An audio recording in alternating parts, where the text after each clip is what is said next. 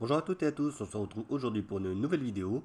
Cette fois-ci, on va parler, je crois que c'est la deuxième fois de toute façon par rapport aux vidéos qui sont sorties, de macOS. Voilà, donc la nouvelle version, là, ça fait un petit moment maintenant que je suis dessus. La Big Sur, c'est vous qui voyez. Donc, je vais voir un petit peu ce que j'en pense en l'occurrence, au niveau du design si vous voulez, mais après au niveau de la fonctionnalité en lui-même. Voilà. Donc évidemment, je n'ai pas un Mac sous les processeurs M1, c'est bien du Intel. Tout ce que je vais faire, c'est que je vais aller ici pour le moment à propos. Voilà, et là vous pouvez voir ainsi tout ce qu'il y a dedans. Donc, processeur Intel Core, i7, 6 cœurs, tout ça, etc. 16 Go de RAM, bon bah 16 Go de RAM, c'est pour faire comme les M1. Intel UHD graphique, et il y a une carte graphique dédiée à 8 Go dedans. Voilà. Donc, vous voyez bien, c'est Big Sur, tout ça, donc il n'y a pas de souci là-dessus pour le moment. Déjà pour commencer, au niveau du design, bah, il n'y a pas grand changement. Je vais juste ouvrir le navigateur de fichiers qui se trouve ici, à part qu'ils ont arrondi les angles. Voilà. Donc c'est vraiment le cas de le dire. Voilà, tout est arrondi.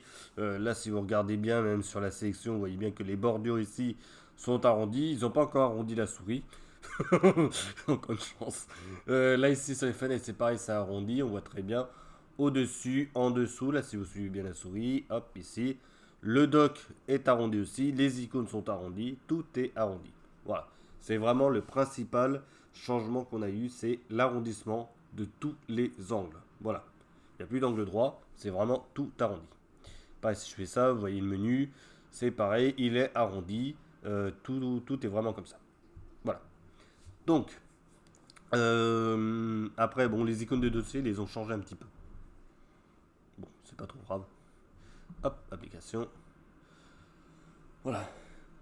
Après, en lui-même, sur le fonctionnement de tout ça, donc là, je vais faire ça en liste.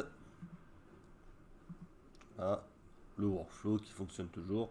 Enfin, qui fonctionne. Faut quand même, voilà. Faut quand même faire des choses. Ok. Donc le fonctionnement du Finder, c'est exactement le même. Il n'y a vraiment aucun changement sur la prise en charge des dossiers, sur la façon dont c'est justement trié. On n'a absolument aucun changement dessus. Il n'y a toujours pas de mémoire justement de présentation. Donc là, si je fais présentation, trié par liste, icône et tout, c'est là. Et ben si j'optionne sur quelque chose, je n'ai toujours pas de changement là-dessus. Bon, après, on peut afficher les options de présentation là-dessus, ça, il n'y a pas de souci. Mais après, si on veut que ce soit par exemple dans le nom ou les dossiers d'abord, puis par nom, suite, etc., et ben on n'a pas vraiment de mémoire. Voilà. Donc, c'est pareil, si je fais sur type, il y aura toujours un problème parce qu'il va peut-être mal ranger encore les documents, etc. Je trouve que au niveau de la gestion des fichiers, on a quand même mieux sous Linux et Windows. Franchement, même si Windows n'a pas d'onglet, on est quand même bien au-dessus chez la concurrence au niveau de la gestion des fichiers. Et ça, malheureusement, c'est ce que je dis, Finder n'a toujours pas corrigé le problème. Ok. Donc ça c'est bon. Si je vais un petit peu dans les paramètres, il n'y a pas grand changement non plus. Bon, à part qu'ils ont changé les icônes, mais ça on a bien vu depuis un petit moment. C'est exactement la même chose. Si je me mets dans général, on n'a pas grand chose non plus. Bon, on a le thème sombre si on a envie, voilà, voyez-vous. Je vais ouvrir le navigateur de fichiers. Voilà, là vous avez le thème sombre qui est actif. Voilà. Ça fait bizarre comme de l'avoir aussi clair. Il n'y a pas de... Bon, bref. Ok. Hop. Et on a un mode automatique qui s'adapte en fonction de l'heure. Dès qu'il fait nuit, boum, ça part sur une version totalement noire. Voilà. Donc, ça, après Touch ID, c'est toujours pareil, les moniteurs et tout. Tout est vraiment resté de mise. Ça n'y a pas de souci là-dessus, voyez-vous, la couleur, le module Night Shift pour justement programmer l'écran par rapport à la nuit, pour qu'il bascule un peu plus en jaunâtre. Ça, c'est pour reposer les yeux, évidemment. Au niveau du trackpad, rien de bien folichon non plus. On a toujours à peu près les mêmes gestes, on va dire. Euh, Franchement, ça ne change pas vraiment. Voilà, launchpad. Voilà, franchement, c'est exactement pareil. Voilà. Bon, ça c'est vu. Après, sur les fonctionnalités qui ont été mises dessus et qui sont vraiment un point fort, ça va être au niveau de l'Apple Store. Et là, par contre, je ne peux pas vous le montrer. Pourquoi? Parce que je n'ai pas un ordinateur sous ARM. Donc là, ça ne marchera pas. Mais sinon, quand vous allez là-dessus et que vous voulez récupérer une appli justement iPad ou iOS, il faut avoir un ordinateur sous ARM, donc les modules M1 et M quelque chose qui sortira par la suite, donc les processeurs Apple, pour pouvoir justement avoir les applications iPad sur votre Mac. Voilà. Donc là, je peux vraiment pas vous le montrer.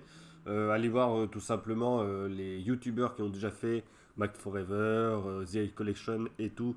Ils vous expliqueront ça mieux que moi, étant donné qu'ils ont des ordinateurs ARM. Donc ça, c'est plutôt bien. Et voilà. Donc ça, c'est vraiment le gros changement, on va dire. C'est ce qui va faire la différence là-dessus. Parce que bon, les icônes qui changent, le thème qui est un peu différent avec une barre noire au-dessus et des bords qui sont arrondis, franchement, c'est pas non plus ce qui va faire la grosse nouveauté, on va dire. Voilà. Donc, là-dessus, c'est bon. Le Launchpad, lui, il ne change absolument pas. Ça, là-dessus, c'est toujours la même chose. Spotlight, ce que je peux pas démarrer totalement étant donné qu'il va chercher dans mes documents, fonctionne correctement. Ça, il n'y a pas de souci. Si je fais ça, alors, c'est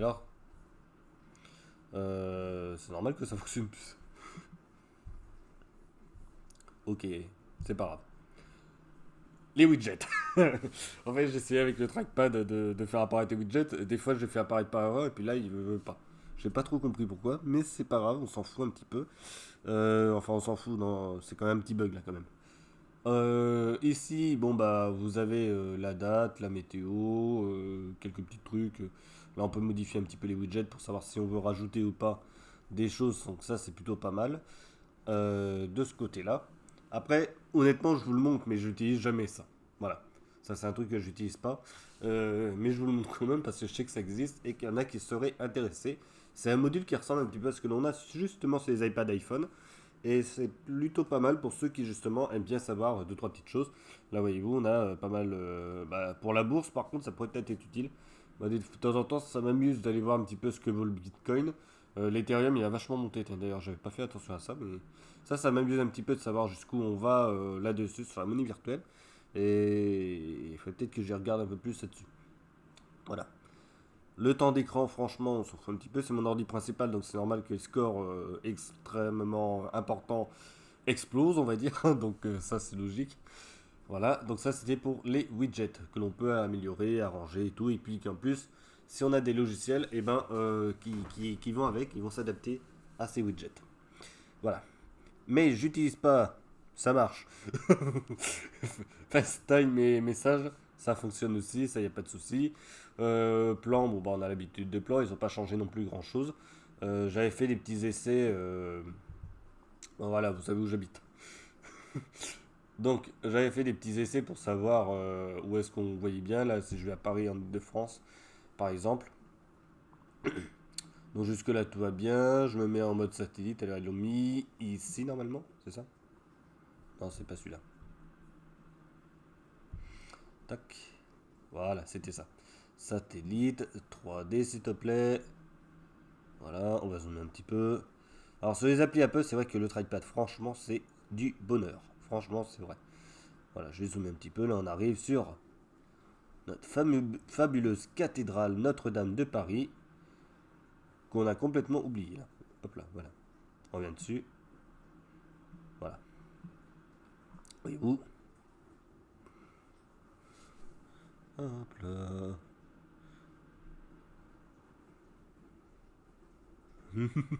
Ça fait des effets. Le trackpad, franchement, c'est vraiment génial. Il n'y a rien de mieux que sur Apple au niveau des trackpads. Franchement, je suis objectif là-dessus par contre.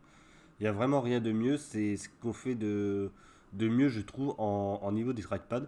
C'est vraiment, c'est vraiment d'une facilité déconcertante. C'est génial. Voilà. Ça, vous avez Notre-Dame de Paris. Voilà. Euh, Comme on ne l'a plus. Voilà. C'est clair. Malheureusement, il y a des choses qui sont parties. Voilà. Et puis là, on peut continuer à tourner petit à petit. Ça, c'est vraiment génial. Ok, allez, on part à Lille. C'est parti. Vous allez voir un petit peu comment ils ont mis la ville de Lille. Parce que c'est pareil, je suis allé dessus. Alors, ce qu'il y a, c'est qu'on a Google Maps. Ça, on le connaît. Là-dessus, il n'y a pas de souci. Et il y a un moment où Apple il nous avait dit oui, tout, on a la 3D, vous allez voir, c'est un truc de fou. Alors oui, c'est un truc de fou au début quand c'est sorti, mais le problème c'est que maintenant, on se rend compte que bah c'est pas si exceptionnel que ça aujourd'hui. Quoique Lille, on le voit très bien. Franchement, Lille, bravo. Voilà. Par rapport à Paris, c'est limite plus net d'aller à Lille que d'aller à Paris. Voilà. Belle petite cité sympathique apparemment. Et puis après, bah, si évidemment, si je pars en pleine cambrousse, voilà, eh ben, ça va être un petit peu la galère. Je... Hop là. Voilà. On part dans un beau petit village de 2000 âmes, sûrement. À peu près. Voilà, donc là vous voyez, là j'ai zoomé, mais s'il n'y a pas de 3D. Évidemment, ça n'a pas été cartographié, ça c'est logique. Donc voilà ce que nous promettent un petit peu Apple. Donc il n'y a pas tout, mais bon, au moins ça permet de voir correctement certaines choses. Bon bah c'est un village, évidemment personne ne va le connaître, ce village, j'ai que moi qui le connais. Voilà, ça m'étonnerait qu'il y ait quelqu'un qui me suit dans ce village. Donc voilà pour plan. Ok, après, bon, bah, il n'y a pas grand chose d'autre à dire là-dessus. Maintenant, on va passer un petit peu au point négatif. Alors là, on va ouvrir ceci. GIMP. Donc, évidemment, vu que ceux qui me suivent savent que j'utilise GIMP depuis très longtemps. Donc GIMP, franchement, c'est le top. Néanmoins, si je vais ici, que je fais à propos, vous allez voir 2.10.14, on n'a pas la 2.10.22. Et le souci, c'est que depuis que je suis passé à Big Sur, il y a des petits ralentissements, très très forts même. Bah c'est simple, on va faire un CTRL N. Hop, voilà. Ok.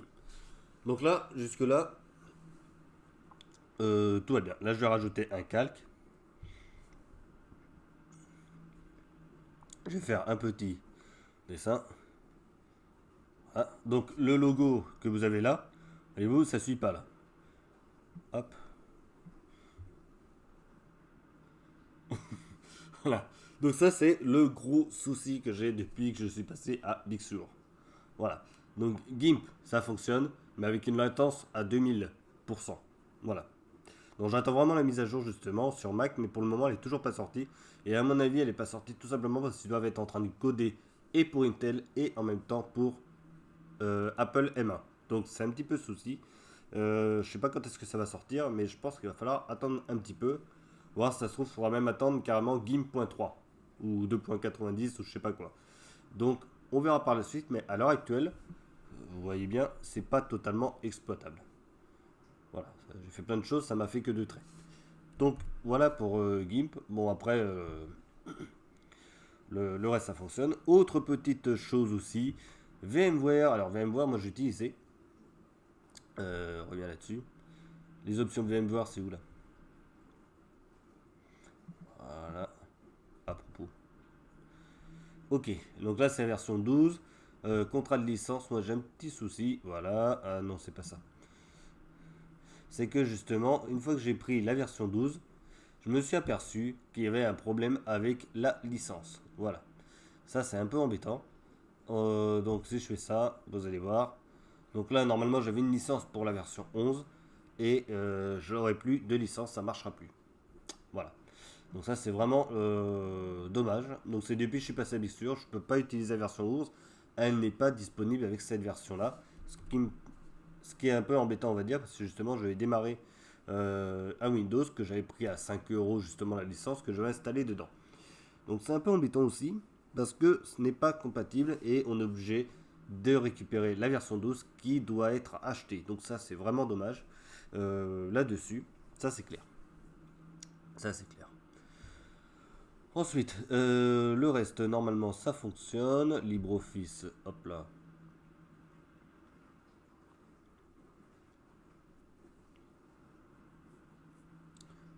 Voilà, donc ça, il n'y a pas de souci. Je vais écrire un document. Voilà. Donc, ça va. Il a toujours pas repéré que c'était en français. Donc, là-dessus, c'est bon. Qu'est-ce qu'il y a d'autre? Ah oui, un autre truc. Alors, iMovie, ça fonctionne, ça y a pas de souci. Mais OpenShot, c'est pas toujours ça. Il y a quand même des bugs depuis cette version-là. Ça fonctionne, mais il y a des bugs. Voilà. Qu'est-ce qu'il y a d'autre? VirtualBox, bon, évidemment, elle est déjà à jour par rapport à la version.